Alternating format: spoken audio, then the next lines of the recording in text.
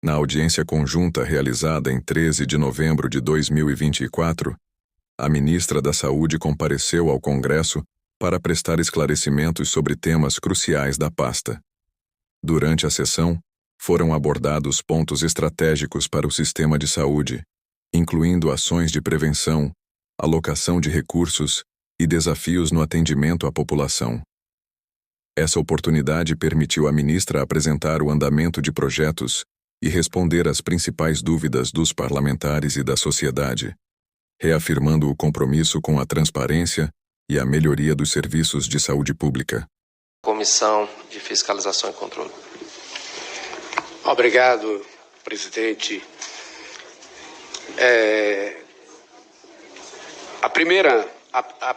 O primeiro requerimento refere-se ao deputado Jorge Sola, que não se encontra presente. O segundo requerimento, deputado Kim Kataguiri. Presidente, eu pedi para agregar o tempo de liderança do bloco também. Senhores presidentes, senhora ministra. O senhor tem 8 minutos. Obrigado, presidente. Senhores presidentes, senhora ministra, queria fazer alguns questionamentos, começando em relação ao desperdício de vacinas. Em 2024, a gente teve 10 milhões de doses de vacinas vencidas, avaliadas em 227 milhões de reais, que foram descartadas e deixando vários estados, inclusive o estado que eu represento, o estado de São Paulo, com falta de vacina. O Ministério Público Federal abriu uma apuração preliminar e acusa o Ministério de omissão em relação à gestão dos estoques de vacina. Em outubro de 2024, todas as unidades estocadas estavam vencidas, absolutamente todas do estoque. Eu queria questionar a Vossa Excelência, como responde essa apuração preliminar do Ministério Público Federal que coloca uma omissão e uma negligência criminosa por parte do Ministério comandado por Vossa Excelência, fazendo comparação inclusive com a omissão e com a negligência que nós tivemos no governo Bolsonaro, nas palavras do próprio Ministério Público Federal. Em relação ao corte de campanhas da dengue, também gostaria de questionar a Vossa Excelência, porque houve uma redução de 61% no orçamento para campanhas de prevenção em relação à dengue, quando a gente compara os orçamentos entre 2022 e 2023, mesmo com o país enfrentando casos recordes, e o número de mortes também, que infelizmente atingiu um número nunca antes visto. E mais do que isso, porque 92,8% dos eventos sobre dengue no Ministério da Saúde só aconteceram depois que a doença já tinha se alastrado em 2024 e porque apenas 2 dessas reuniões que aconteceram contaram com a presença de Vossa Excelência. Vossa Excelência não considera que milhares de mortes mereceriam, no mínimo, a presença da ministra de Estado que comanda a pasta da saúde para tratar em relação a essa questão tão grave, considerando que em 2024 nós batemos recordes na série histórica da doença? Também gostaria de questionar a Vossa Excelência em relação à revogação de trechos, salvo engano, de portaria do Ministério comandado por Vossa Excelência em 2023, que vetavam, na realidade, nepotismo e exigiam seleção em contratações, o que acabou facilitando ali o favorecimento de familiares, de servidores do Ministério. E por que afrouxar regras em relação a nepotismo, em relação à eficiência, em relação à transparência? Quem é que no Ministério se beneficiou dessa revogação conduzida por Vossa Excelência? E por falar em nepotismo, eu também queria questionar, senhora ministra, em relação ao repasse de 51 milhões de reais extras para a cidade de Cabo Frio, cidade onde o filho de Vossa Excelência é secretário municipal e que gerou, inclusive, suspeita de favorecimento e investigação pelo Ministério Público junto ao Tribunal de Contas da União. A contratação do filho de Vossa Excelência aconteceu em janeiro de 2024, cerca de 3 semanas depois que esses fundos foram liberados. Gostaria de questionar se Vossa Excelência considera isso uma mera coincidência ou se os repasses extras para a cidade que seu filho foi contratado como secretário, de fato, acabou beneficiando ele politicamente. E também outra coincidência nessa mesma cidade, ministra, é que meses depois da liberação dessa verba, a Prefeitura de Cabo Frio abandonou o PL de Jair Bolsonaro, se filiou ao PV e anunciou que disputaria a eleição com o apoio do PT, logo depois de receber o repasse de 50 milhões de reais por parte do Ministério comandado por Vossa Excelência. Outro questionamento que eu quero fazer, ministra, é em relação a quase R$1 milhão pagos em cachês pelo Ministério da Saúde para celebridades, inclusive a maioria esmagadora delas, celebridades que apoiaram o presidente Lula na sua campanha de 2022 e que receberam recursos, cachês de R$30 mil, diversos artistas receberam cachês de R$30 mil do Ministério da Saúde e, coincidentemente, mais de 90% deles, todos eles com apoios públicos declarados ao presidente da República, e questionam se o Ministério de Vossa Excelência está sendo instrumentalizado para beneficiar aliados da presidência da República. Um outro questionamento que também quero fazer a Vossa Excelência em relação à transparência, eficiência de gasto público, moralidade do gasto público, todos os princípios constitucionais que devem ser observados pela pasta de Vossa Excelência. Eu me sinto até constrangido aqui como deputado federal de utilizar essa expressão aqui na Câmara dos Deputados, mas enfim, trata-se de um evento oficial, cujo próprio nome consta na página oficial do Ministério da Saúde, mas questionar o gasto aí também de quase R$1 milhão para a realização aí de um espetáculo chamado, aspas, Bate-Cu, por parte do Ministério da Saúde. Também quero questionar em relação à saúde indígena, ministra. Nós tivemos, várias acusações e investigações conduzidas pelo Ministério Público durante o governo Bolsonaro em relação à negligência da saúde dos povos indígenas. Pois muito bem, eu me lembro, inclusive, dos meus pares aqui, deputados petistas, deputados de oposição de esquerda, acusando o genocídio indígena durante o governo Bolsonaro. Pois muito bem, agora, com a gestão de Lula, com a pasta da saúde comandada por Vossa Excelência, as mortes por desassistência à saúde dobraram, mais do que dobraram, passando de 40 casos em 2022 para 111 casos. Esse indicador faz parte de um grupo de omissões do poder público que aumentaram em relação ao último ano de governo Bolsonaro. Mais um questionamento que eu quero fazer a Vossa Excelência é em relação à divergência que foi encontrada pela própria Controladoria Geral da União, de 44 bilhões de reais nas contas do Ministério da Saúde em 2023. Quero saber por que há essa divergência de dados, 44 bilhões de reais, não surge e não desaparece do nada. E onde é que está esse dinheiro, onde é que ele vai ser aplicado e por que a CGU encontrou essa divergência?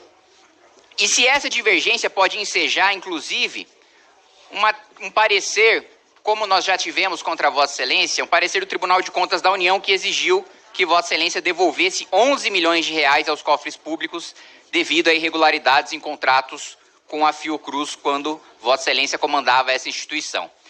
Para finalizar, senhora ministra, quero questioná-la sobre a dispensa de revalidação para médicos estrangeiros. Eu acho excelente que a gente tenha o maior número de médicos possível, seja estrangeiro, seja brasileiro, para atender principalmente a população mais pobre. Agora, o conhecimento de todos esses médicos, tanto os brasileiros como os estrangeiros, precisa ser avaliado. Por que dessa dispensa de diploma e também considerando que boa parte dessas contratações foram do regime cubano, em que 70% do salário ficava com a ditadura cubana e só 30% do salário ficava com o médico. Para além disso, mais de 2.500 médicos que agora optaram por fugir desse regime ditatorial, ficar no Brasil em razão da opressão que eles sofrem do regime em seus países pátrios. Sei que são muitas questões, senhora ministra, mas todas elas são importantíssimas e eu não tenho a menor dúvida de que a população brasileira merece uma resposta de Vossa Excelência. Obrigado.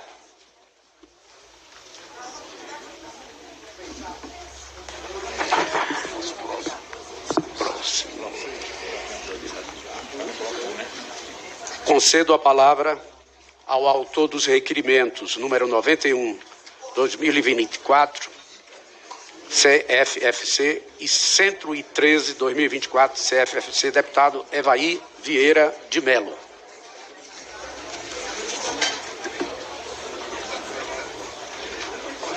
Não se encontra. Deputado Evaí Vieira de Mello. Bom, vamos adiante. Concedo a palavra ao autor dos requerimentos, 254/2024, CFFC, e 255/2024, CFFC. Deputado Eduardo Bolsonaro. Deputado Eduardo Bolsonaro não está presente.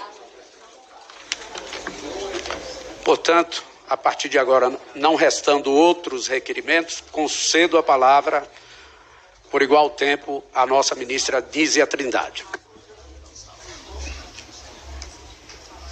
Obrigada, deputado Joseildo, presidente da comissão. Queria começar com as respostas ao deputado doutor Frederico, dizendo, deputado, que como quem trabalha na saúde há muitos anos, e boa parte da nossa população sabe, o Sistema Único de Saúde é subfinanciado no nosso Brasil. E o presidente Lula assumiu o governo exatamente com o compromisso de avançar nesse orçamento. Com a PEC da transição, a qual eu já agradeci aqui aos senhores parlamentares, às senhoras parlamentares, nós pudemos voltar à emenda constitucional 86, garantindo 15% da receita corrente líquida da União.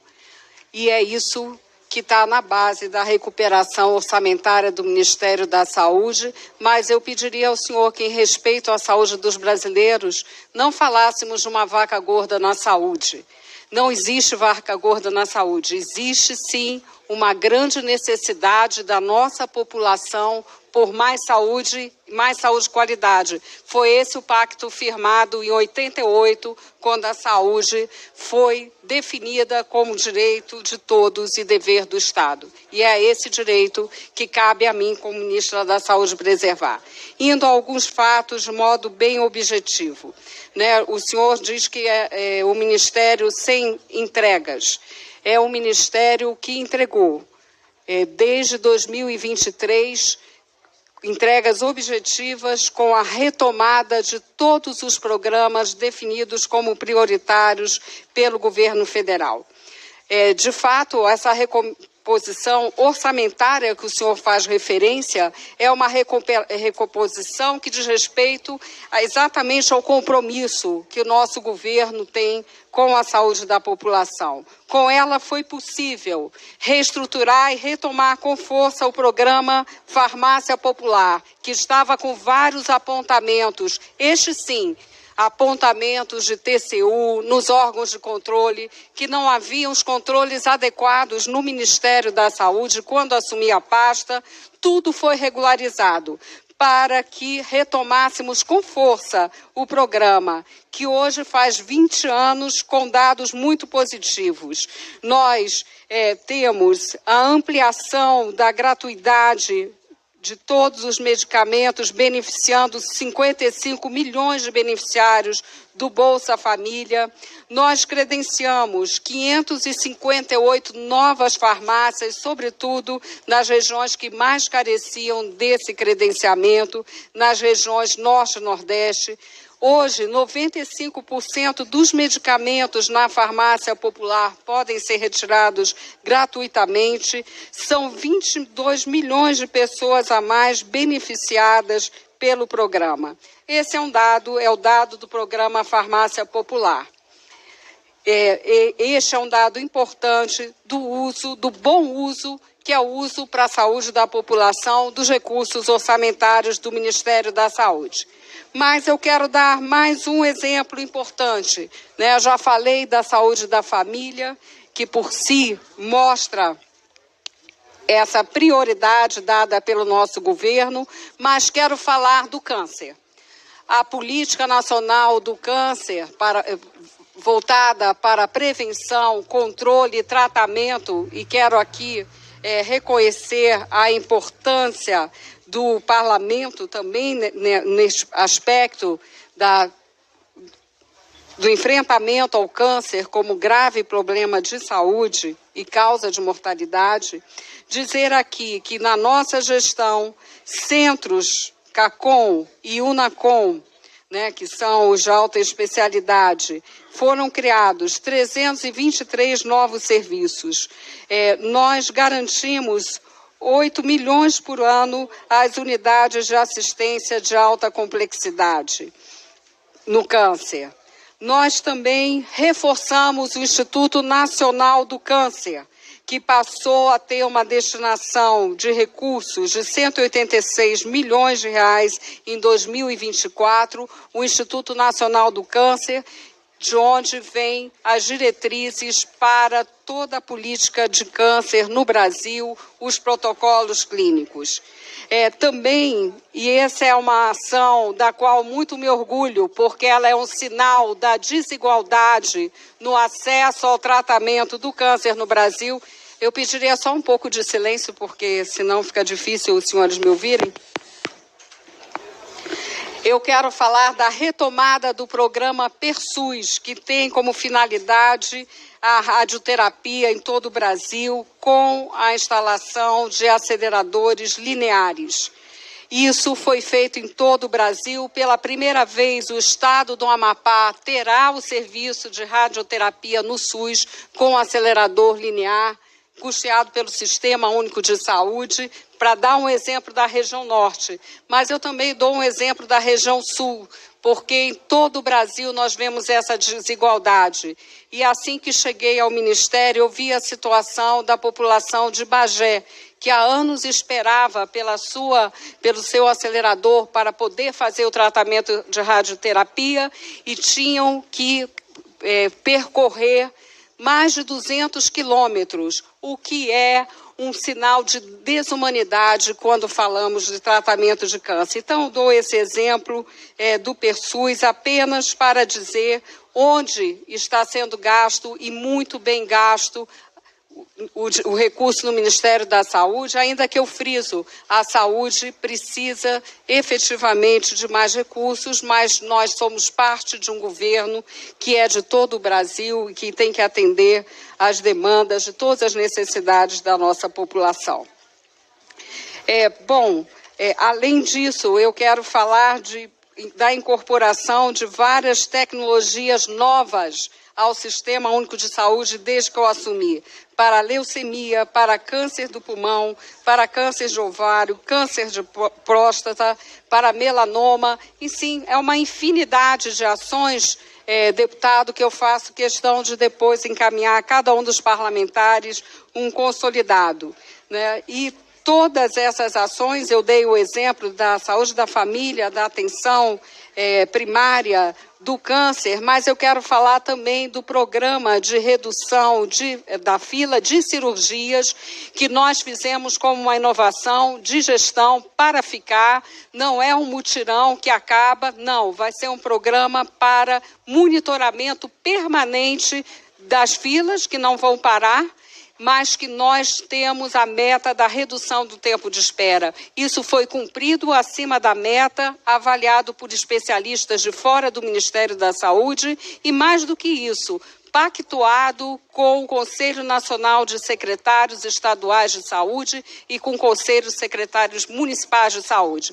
Não vamos esquecer, senhores parlamentares, que as decisões do SUS são pactuadas, são decisões da federação. E esses recursos foram destinados de acordo com essas importantes pactuações. Então, só no programa de redução de filas de cirurgia, já foram mais de 1 bilhão investidos, como bem diz nosso programa, nessa importante ação. Seriam várias ações. Eu quero também lembrar a todos os parlamentares que aprovaram o piso salarial da enfermagem, que os 10 bilhões 600 milhões necessários para o custeio do piso fazem parte do orçamento da saúde. Também fazem parte do orçamento da saúde o programa Mais Médicos, que foi lembrado no requerimento do deputado Kim, e que foi uma lei, vamos lembrar disso, não é uma decisão voluntariosa da ministra da Saúde, é uma lei, portanto, aprovada por esse parlamento para garantir mais acesso ao cuidado médico por parte da nossa